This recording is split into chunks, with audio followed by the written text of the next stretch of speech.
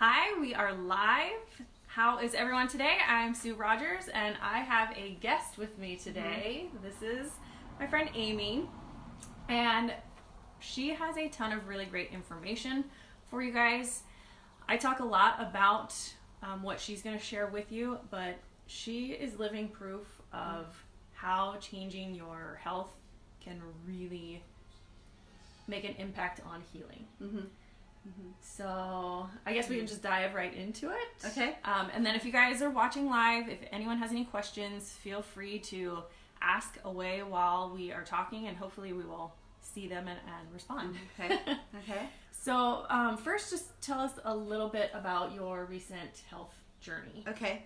So I always consider myself a very healthy person. I'm a health and a PE teacher, and I figured I was following all the right rules. And last February, which was in 2018, I was coughing really bad, and I wasn't sick though. I wasn't feeling sick. So I went to the doctor, and through many tests and procedures, I found out in February that I had stage 4 lung cancer, which was pretty shocking because I've never been a smoker. I think I only know one smoker. Wow. So, you know, you never thought that something like that would happen to you. So immediately, without any other testing or any other alternatives, they put me on chemo.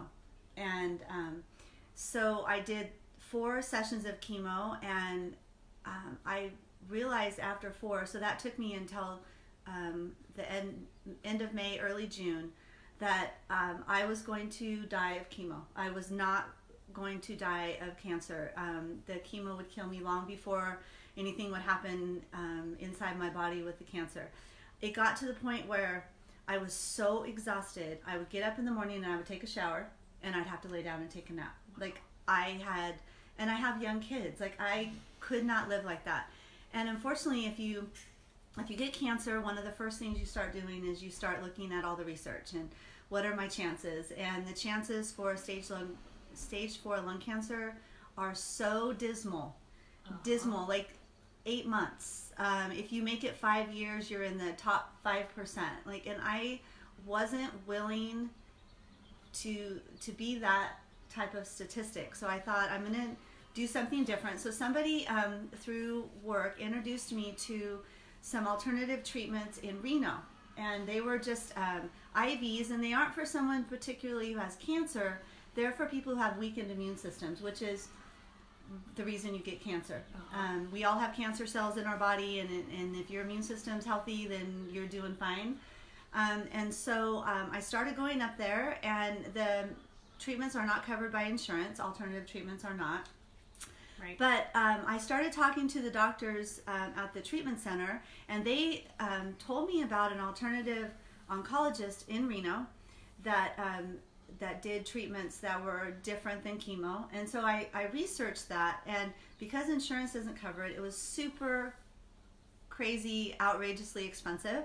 So I kept researching, and I kept finding hospitals in Mexico that do very similar treatments to what they were doing in Reno, but they were affordable. I mean, not affordable, but Right.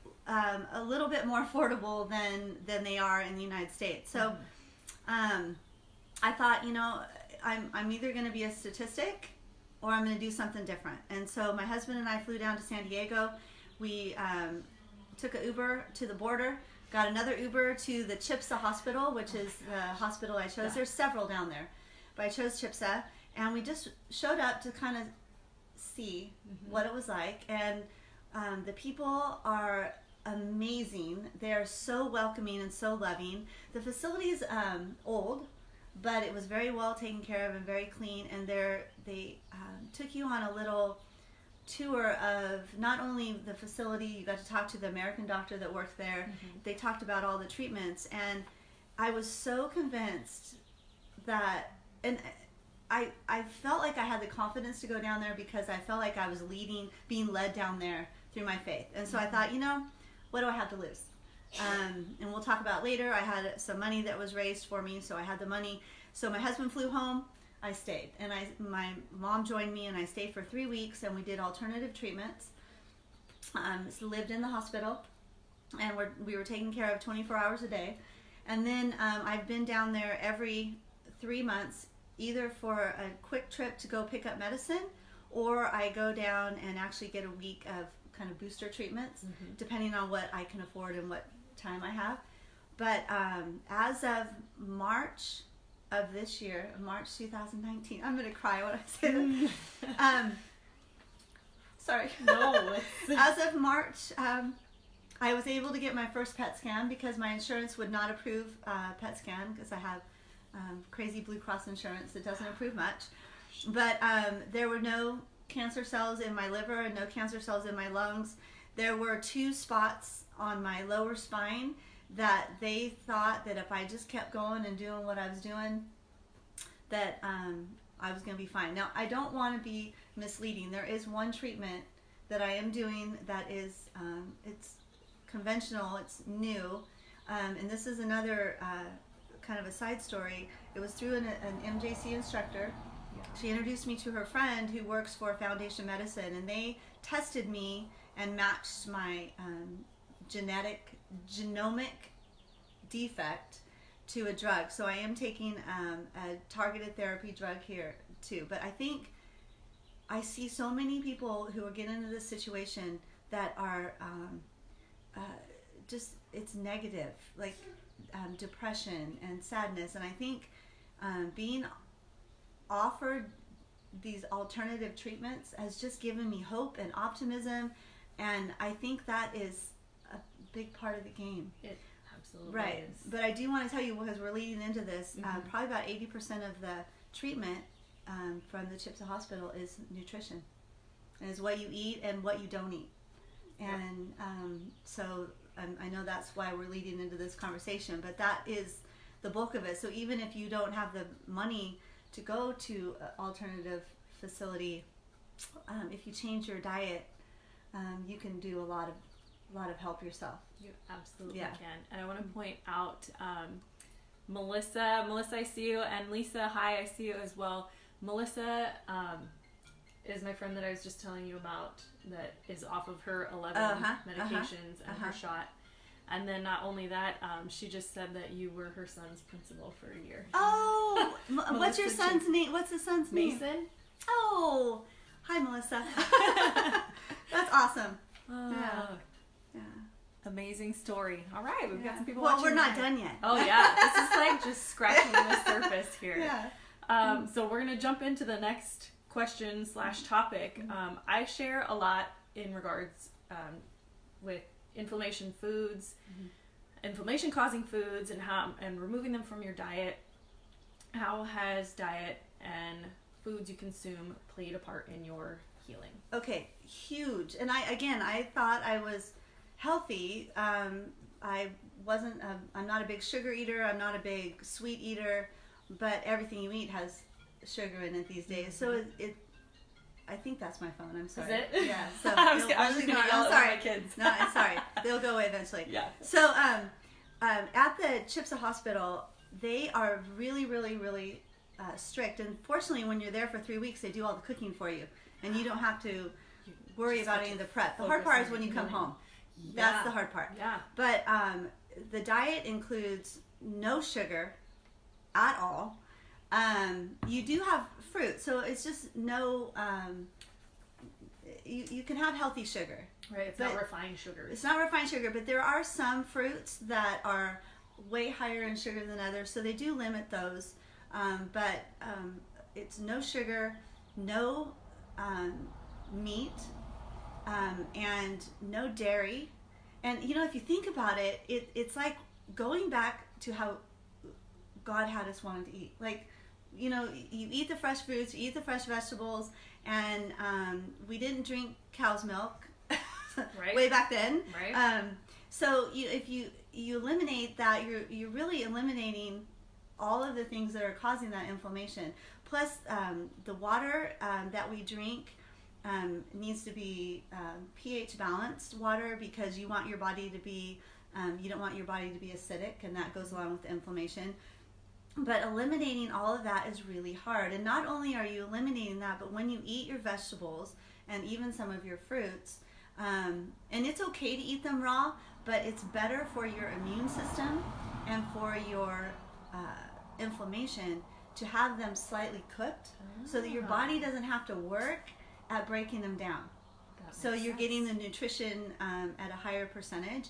And so your vegetables are, and this is the hard part, because I'm not that kind of person, but they're a little bit more mushy than I like, you know, or you know, the fruit, I take fruit and I cook it in just water and steam it so that it's plump and juicy, but it's not raw, and it just everything just goes in, and the nutrition and the vitamins you're getting a lot easier, and it's helping easier for your body to absorb and actually use. And so another big part of that is fresh juices, and you're supposed to make them every day. I make them like every 3 days, and so I make enough to last, which is not the best, but it's better than not having them at all. But I drink 12 fresh juices a day.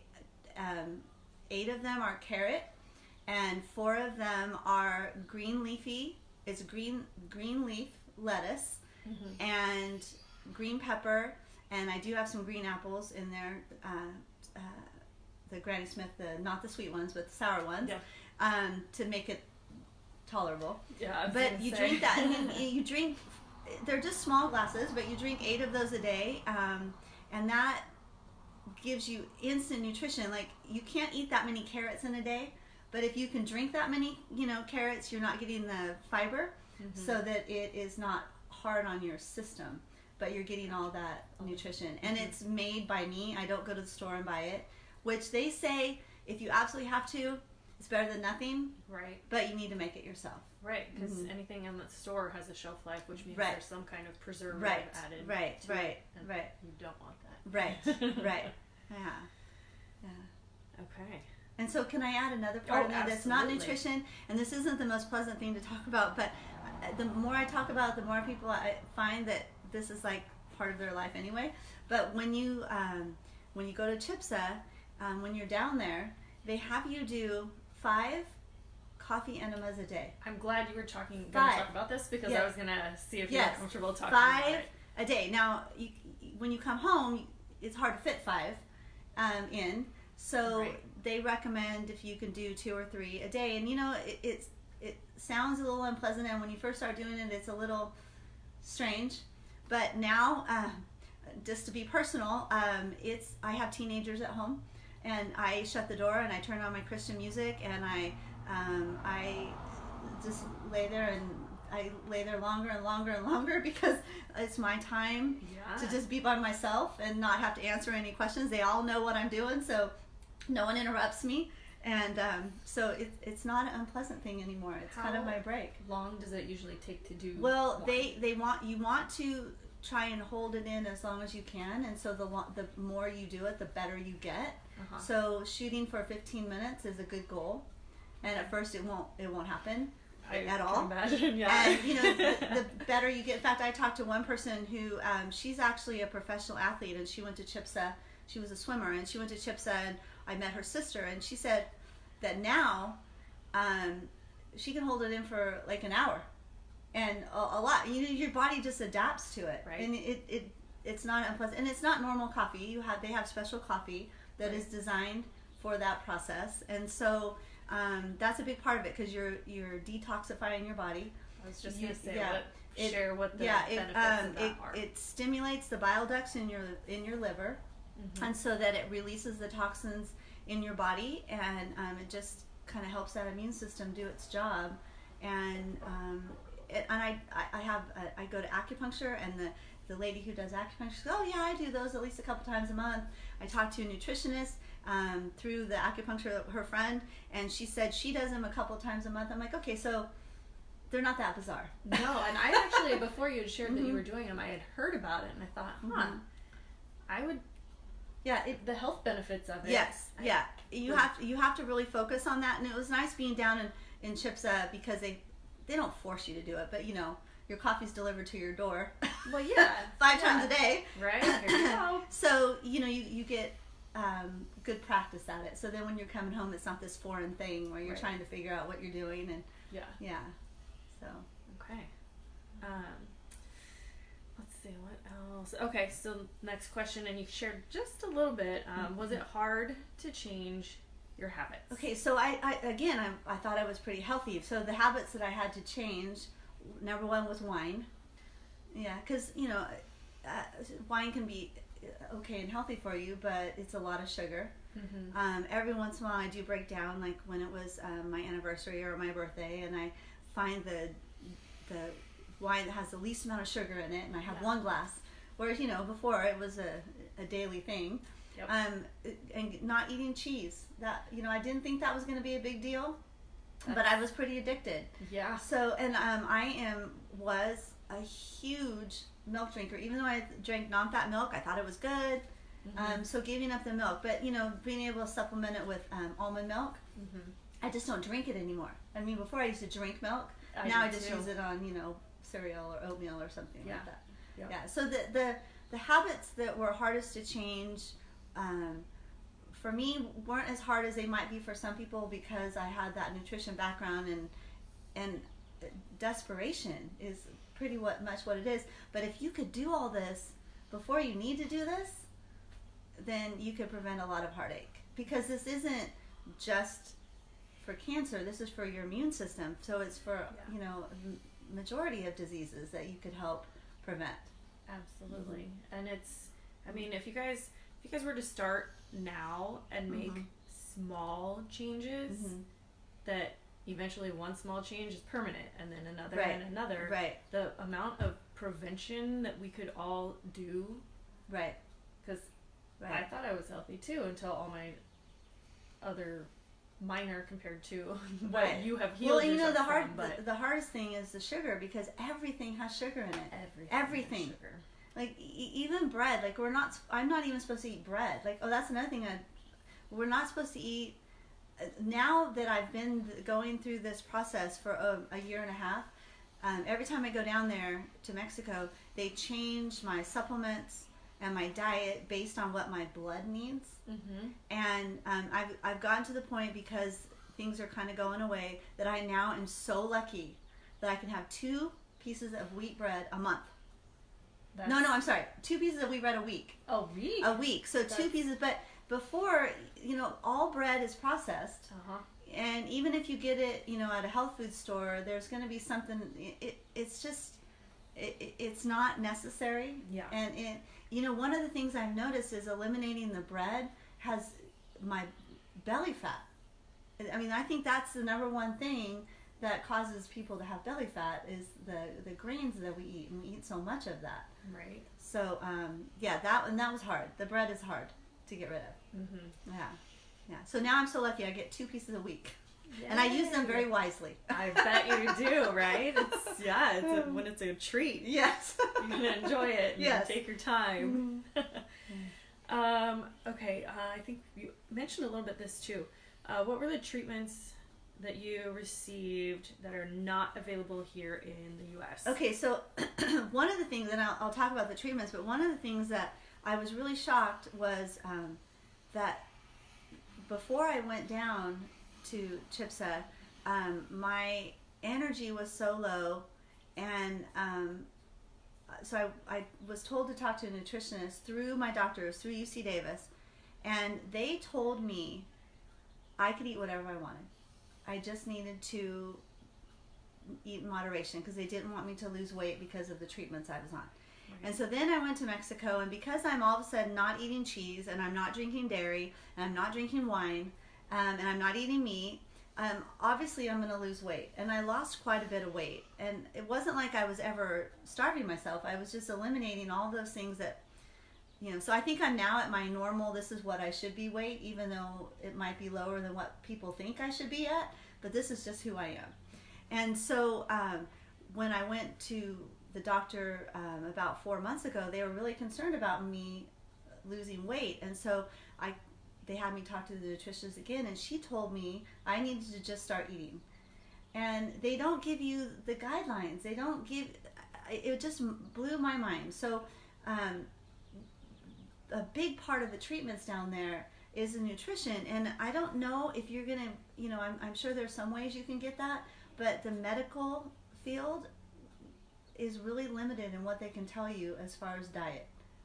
I'm not quite sure why that is. In fact, there's a video that I watched. It's a whole series, The Truth About Cancer, and one of them was talking about the nutrition and how you should ask your oncologist how many nutrition classes they had. And most of them had none and maybe one. And that is such a huge part of your health, and they're not even educated in that field. Yep. So it's scary. But when you go down to CHPSA, there's a range of treatments, and not everyone gets the same thing. Because you go there for the first 3 days, they're doing assessments and interviews with you, and they personalize your treatment.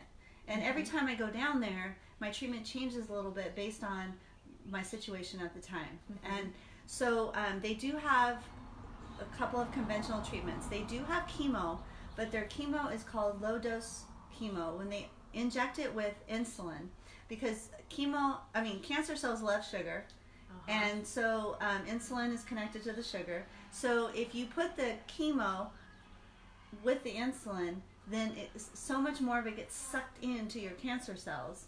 So they're giving you about 15% of the strength, and you're getting about 85% of the effectiveness, and then you don't have the side effects.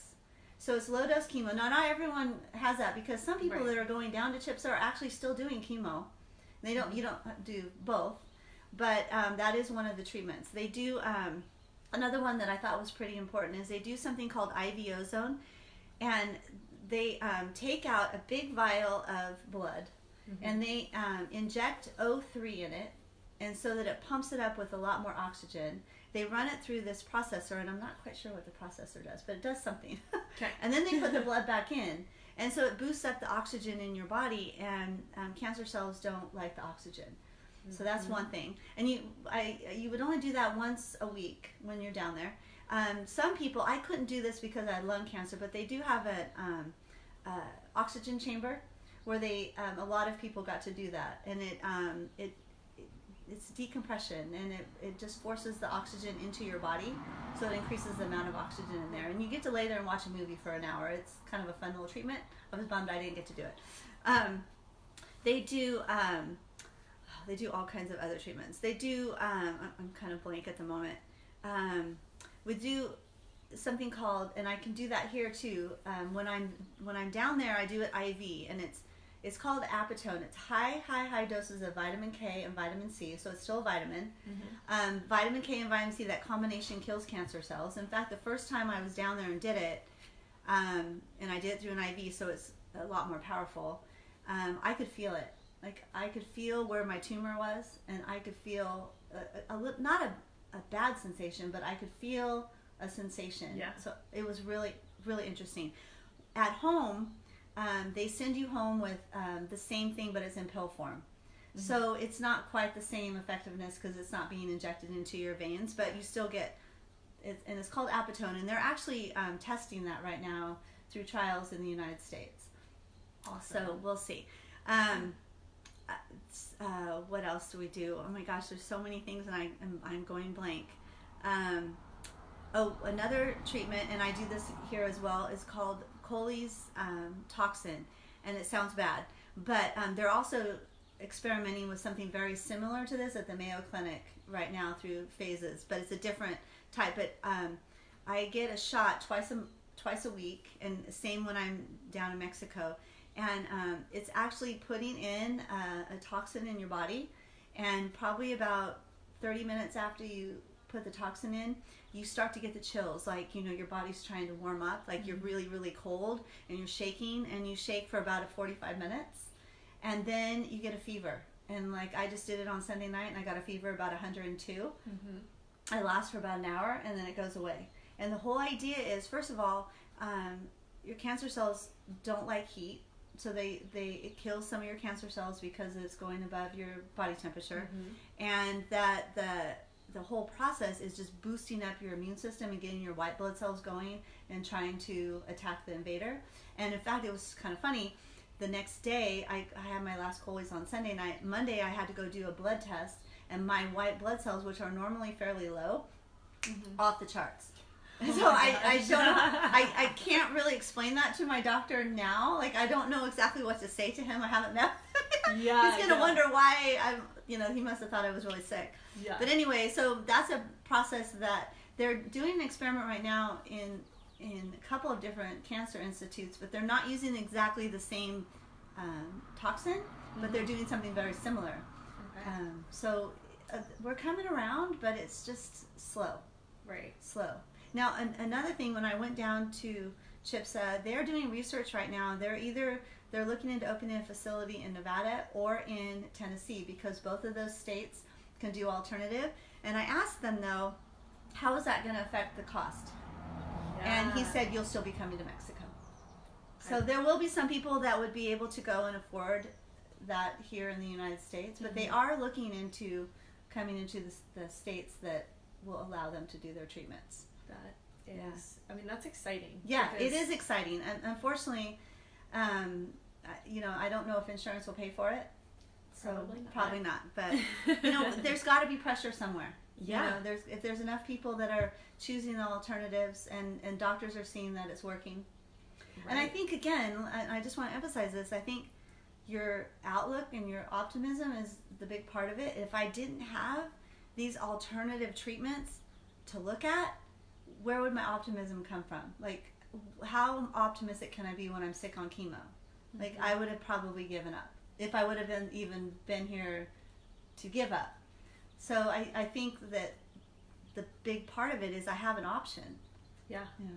Yeah, you absolutely do. Because my aunt, my dad's sister, she got diagnosed. They found it in her back, and then found that it was in her lung and her liver. Stage 4. She didn't have options that she knew of. Just hearing from the doctors in the hospital. She was gone in 6 weeks. Yeah. I just got on there because I knew I was going to come talk to you. I just got on there on the website, and I was just looking for, again, the outlook, and it's dismal. However, most of the statistics are coming from a few years ago, where now they're starting to have these targeted therapies. So I think it's going to change even with the targeted therapies, but I don't see how doing the targeted therapies and all these amazing things in addition are going to be a problem, but your doctor here will think it's a problem, unfortunately. So I just got to keep doing it, and just hoping that the doctors here don't shut me out. Right. Cut me off from their treatment. Right. Yeah. Well, and the more and more people are being advocates for wanting this type of treatment, they're going to have to open their eyes and do some research. Right. And find ways to work with. Right. Because they can all work together. Right. So that the patients, we can all have the best possible treatment. Right. Absolutely. Okay. I feel like we could just talk forever. Right. Well, this is a good question because I want to. Okay. So the next question for Amy is, and someone else said hi on here. Jennifer, hi. How are you? Are these treatments that are not available in the U.S. covered at all by your health insurance? Okay. So no. However, it was kind of interesting, and I'm still waiting, and I'm in the process. There's a person. We have the name of the hospital I went to is CHPSA, and we have a patient Facebook page, and there was a patient on there who told me about an organization, and I think the name of the organization is Insurance Gurus. And what he did, he had Blue Cross, so it kind of opened my eyes. He worked with this organization that worked with Blue Cross and with CHPSA, and was able to get him some money through insurance. So I obviously called him up. I sent him all my insurance information and my paperwork, and I just talked to them about a week ago, and they're still working with CHPSA because the information that CHPSA has is not necessarily everything that the Blue Cross needs, but there's hope. There's hope that it will work. I was very fortunate that I have supplemental cancer insurance, and so I actually get reimbursed for some things, but not most things. So, I get a little bit of money back, but most of it is just going to have to come out of your pocket or through fundraising. Yeah. And I still have to go down there. I still go down there every 3 months. I'm going to go down again at the end of July. And even though you're not staying for the 3 weeks and it's not the full treatment, the medicine is expensive, and you have to go down there to get it because it's not, some of the treatment's not FDA approved. So you can carry it into the United States, but they can't mail it to you. Oh my goodness. Yeah, so you do have to make the trip. Wow. Yeah. They can't even mail it to No, you. you can't. They can mail some things, like Right. a lot of supplements. And I don't even have to have them mail the supplements because they're all things I can buy at Sprouts or at a normal health food store. But and I do when I run out. But if I'm going down there, I might as well pick them up anyway because they're actually cheaper. Right. I mean, if I'm going to go down there anyway, I wouldn't go down there just to get the supplements. But if I'm down there anyway, I might as well pick them up. Yeah, that makes sense. Yeah. Makes total sense. Is there anything else? I just want, I mean, not Mexico might not be the answer for everyone, but the answer is you've got to do the work yourself. Unfortunately, there's like tunnel vision for our medical field, especially when it comes to cancer, and we've got this and this and this, and these are the 3 options. And and maybe those and chemo might work for a lot of cancers. It doesn't work for stage 4 lung cancer. I mean, if 95% of the people are dead within 5 years, it doesn't work. Like it so you have to look outside of your normal box. You got to step out of that comfort zone, and you got to take drastic measures. Another thing I got to tell you, and this isn't along with the nutrition part, but when I was down in CHIPSA, they have 2 full-time psychologists that meet with the patient, and they'll meet with you at least once a week. If you have big issues, they'll meet with you a couple times a day, whatever your need is. And I thought everything was great, and they really dig in there, and I came home with some things I needed to change because I believe that my cancer was triggered by stress. 4 years of being an administrator. Sorry. Sorry to all your GBA people, but it's just the responsibility and the stress. Well, and you weren't just doing that; you were a mom, right? Oh, that's it. If you're going to be an administrator, you have to have your kids have to be gone to college, or you have to have a wife at home, and I didn't have one of those. So, even though I felt my life was good, there are definitely some things I needed to come in and reevaluate, and you got to take charge of that part of it because that's a big part of who you are, and you need help to figure that out sometimes because we all think we're doing things right. And then until someone points out, I was like, oh, okay, I get it. I'll fix that. So that was a big part of it. And I think, obviously, having faith is, the number one. Yeah. Having, your meditation, your prayer every day to help you get started in the right direction and to help you know that you're not doing this alone. Absolutely. Yeah. It's delivery. It's okay. Okay. I don't have to answer. Okay. Yeah. Okay.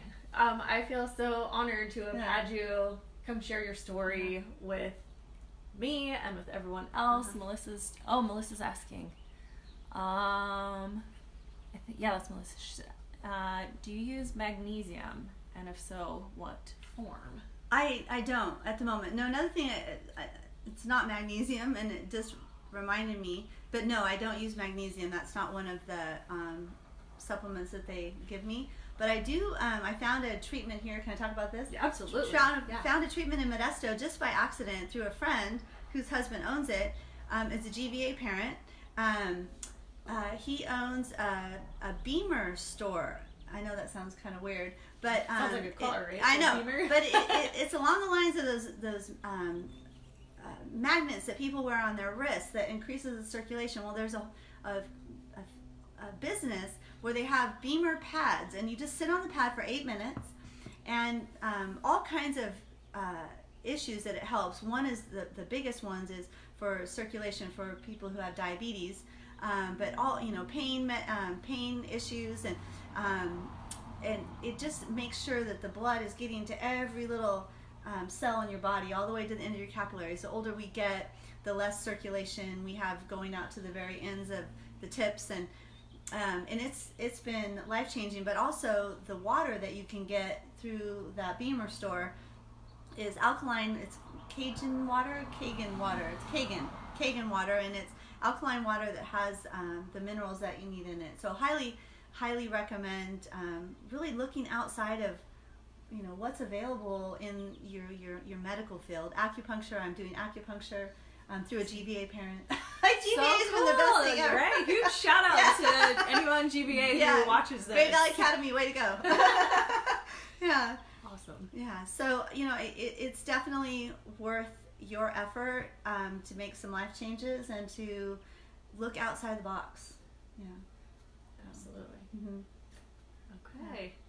I don't think we missed any other questions. I don't think too many have popped through. But if you guys are watching this after the fact, throw out replay and still ask questions, because I'll see them, or Amy might also see them. I'll make sure she does, so that any other questions you might have, you can get answers to.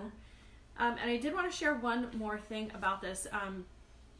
Amy has a GoFundMe page, and I'll actually share it in the comments. So if you guys are inclined to help this incredible woman on her continuing health journey that she is on, that would be a great way to do so.